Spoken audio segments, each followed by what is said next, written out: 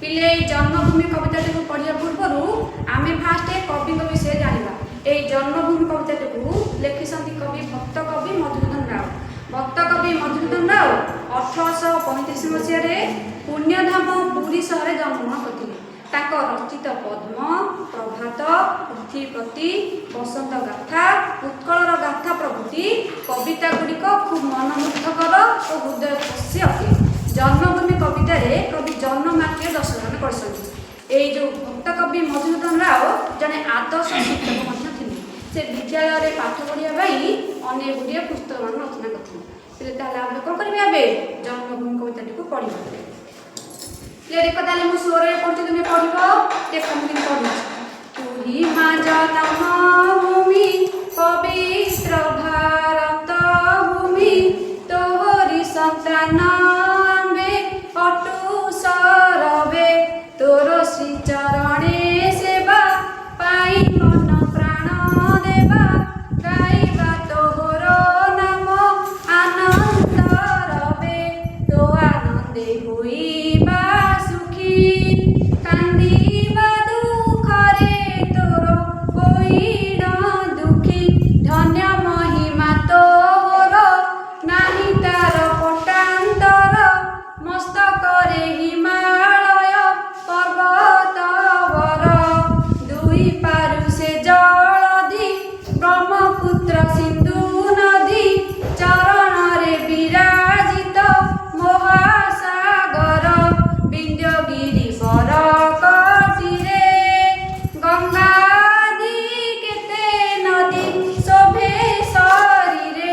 पिलाने मु तुमको स्वर तो शिखेली केमती गाइबो ताले आमे कोन करिबा बीट बाय बीट बुझी ताले पिला देजी कोन तू ही मां जन्मभूमि पवित्र भारत भूमि तोहरी संतान में अटू सरवे।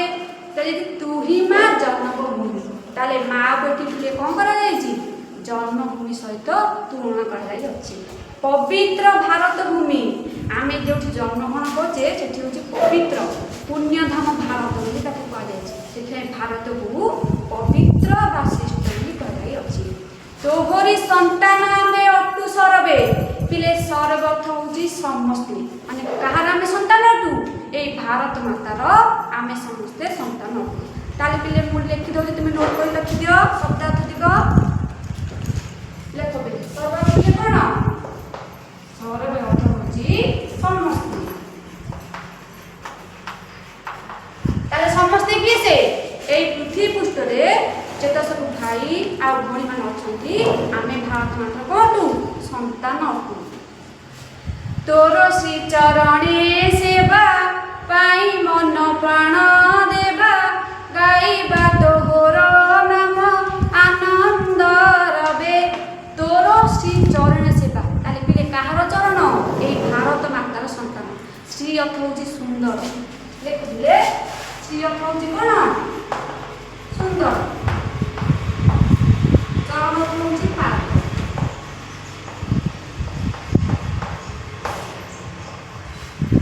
ताले से कवि कौन पढ़ते भक्त कवि मधुसूदन राव ताले भारत मातार पादरे सेवा करने आम कौन करवा समस्त को मन आ प्राण कौन करवा एकत्रित करी तार सेवा करवा गाइबा तोहर नाम आनंद रवे। ताले भारत मातार कौन करवा आमर ये सुंदर कंठरे तार जशगान को कौन करवा विश्वविख्यात करवा। तो आनंदे होइबा सुखी कांदीबा दुखरे तोर होइड दुखी। पिले माने एठी जन्मभूमि को माँ सहित तुलना करपरी आम घर माँ अच्छा माँ जब कांदी आम दुख देखिले आम आखि टप टप लुह जदि माँ हसुँच आम कहे खुशी होचे आनंद बुलुचे बुलचे ना बुलचे सेमती कवि भक्त कवि मधुसूदन राव कहते आम कौन करवा ये भारत मातार सुखरे सुखी हवा दुखरे कौन हवा पिले दुखी हवा। धन्य महिमा तोहर नाही तार पटांतर मस्तकरे हिमालय पर्वत वर। धन्य महिमा तोहर महिमा अर्थ हूँ गौरव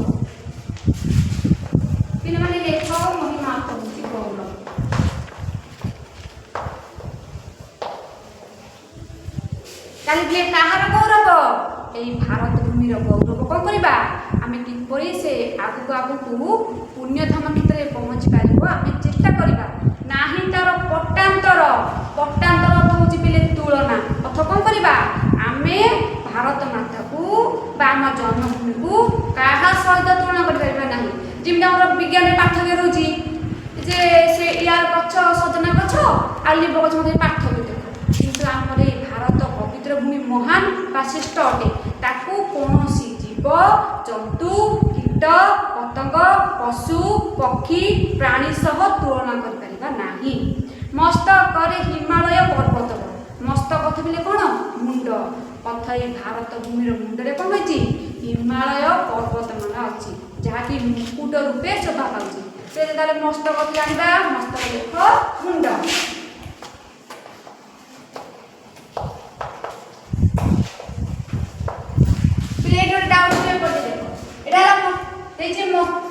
ମସ୍ତକ ଏଠି ଓଡ଼ିଆ ହେଉଛି ମସ୍ତକ ଅର୍ଥ ମୁଣ୍ଡ, କିନ୍ତୁ ବିଜ୍ଞାନ ଯେତେବେଳେ ପଢ଼ିବ ସେଇ ମସ୍ତିଷ୍କ। ସେଇ ମସ୍ତିଷ୍କ ଅର୍ଥ ମୁଣ୍ଡ ଆଉ ମସ୍ତିଷ୍କ ଅର୍ଥ ହେଉଛି ମୁଣ୍ଡ। ତାପରେ ହେଇଗଲା ବିଜ୍ଞାନ ପଢ଼ିବା ଦେବ କିନ୍ତୁ ସେ ମସ୍ତିଷ୍କ ଏ ଆମେ ଓଡ଼ିଆ ମାତୃଭାଷା ପଢ଼ୁଛେ ବୋଲି ସେ ଦେଖି ମସ୍ତକ। ବୁଝିଗଲେ ପିଲାମାନେ? ଆଉ ଖାତାରେ କ'ଣ କରିବ? ନୋଟ୍ କରିଦେବ। ଚରଣରେ ବିରାଜିତ ମହାସାଗର ବିନ୍ଧ୍ୟ ଗିରିବର କଟିରେ ଗଙ୍ଗାଦି କେତେ ନଦୀ ଶୋଭେ ଶରୀରେ। ସେ କ'ଣ କହୁଛି? ଦୁଇ ପାରୁଷେ ଜଳଧି।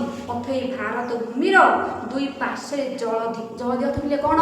ଯେଉଁ ସାଗର ମହାସାଗର ସମୁଦ୍ର ହ୍ରଦ ନଈ ନାଳ ସବୁ ଅଛି ସେ କ'ଣ କହୁଛି? ତାର ଦୁଇ ପାର୍ଶ୍ୱରେ ପ୍ରଭାବିତ ହେଉଛି। କାହାର ପିଲେ? ଭାରତ ଭୂମିର ଅର୍ଥ ଆମର ଜନ୍ମ ମାଟିରେ। ମନେ ରଖିବ ପ୍ରଶ୍ନ ପୁଣି ପକେଇ ବୁଲେଇକି।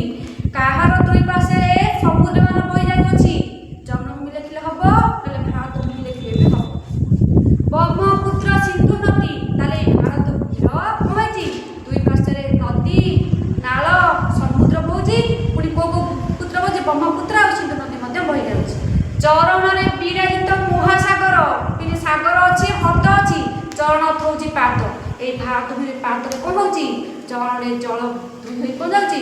ତଳଗତିକୁ ନିମ୍ନଗତି ଯାଉଛି। ତାହେଲେ ଜଳ ଧାରା ପିଲେ କ'ଣ? ନିମ୍ନଗତି।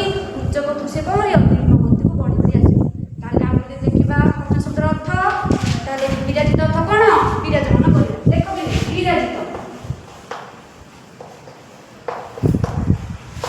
ଦେଖ ବିରାଜିତ ଅର୍ଥ ହେଉଛି ବିରାଜମାନ କରିବା।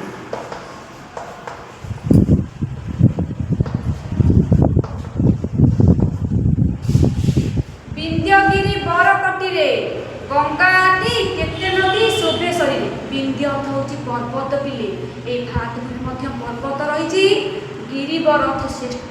କଟି ଅର୍ଥ ହେଉଛି ଅଣ୍ଟାରେ। ତା କଟି ଅର୍ଥ ଭାରତ ଭୂମିରେ ଅଣ୍ଟା ପ୍ରଦେଶରେ ମଧ୍ୟ କଟିରେ ମଧ୍ୟ ପର୍ବତମାନ ଶୋଭା ପାଉଛି। ଗଙ୍ଗା ଆଦି କେତେ ନଦୀ ଶୋଭେ ଶରୀରେ। ତାର ଅଷ୍ଟାଙ୍ଗ ଶରୀରରେ ଗଙ୍ଗା ନଦୀ ମଧ୍ୟ ପ୍ରଭାବିତ ହେଉଛି। ପିଲେ ଏଇ ଯେଉଁ ଆଜି ଯେଉଁ ବିଷୟଟାକୁ ପଢ଼େଇଲି ପ୍ରଥମ ବାର ତାହେଲେ କ'ଣ ଯେ ଜନ୍ମଭୂମି। ଜନ୍ମଭୂମିରେ କବି ଭକ୍ତ କବି ମଧୁସୂଦନ ରାଓ ଜନ୍ମଭୂମିର ଯଶ ଗାନ କରୁଛନ୍ତି। ଆମେ ଏଇ ଭାରତର ସମସ୍ତେ ଭାଇ ଓ ଭଉଣୀମାନେ କିପରି ଏକତ୍ରିତ ହୋଇ ଆମେ ଜନ୍ମମାଟିକୁ ଆଗେଇ ନେବା, ଜନ୍ମଭୂମି ପାଇଁ ଆମେ ନିଜକୁ ଜଳାଞ୍ଜଳି ପ୍ରଦାନ କରିବା, ସେଥିପାଇଁ ଆମେ ସତ ଚେଷ୍ଟା କରିବା। ପିଲାମାନେ ଆଜି ଆମେ ଯେତିକି ପଢ଼ିଲେ ତୁମେ କ'ଣ କରିବ? ତାକୁ ନୋଟ୍ ଖାତାରେ ଲେଖିକି ରଖିବ, ପଢ଼ିବ, ମନେ ରଖିବ। ଯଦି କିଏ କଠିନ ଶବ୍ଦର ଅର୍ଥ ନ ବୁଝିପାରିଲ ସେ ହ୍ୱାଟ୍ସଆପ୍ ମାଧ୍ୟମରେ ପଠାଇବ। ମୁଁ ତୁମର କ'ଣ କରିବି? ଚେଷ୍ଟା କରିବି ସେ ଡାଉଟ୍ କ୍ଲିୟର କରିବା ପାଇଁ। ଆଉ ନୋଟ୍ ଖାତାରେ କପି ରଖିବ। ଆଉ ଯଦି ପଢ଼େଇଲେ ତାକୁ କ'ଣ କରିବି ପିଲେ? ସେ ଗୀତଟିକୁ ମନେ ରଖିଦେବ। ମନେ ରଖିକି ଲେଖିବ। ତାହେଲେ ପାଠଟି କ'ଣ ପିଲେ ବୁଝିପାରିବ ଆଉ ଜଲ୍ଦି ଜଲ୍ଦି ମଧ୍ୟ ମନେ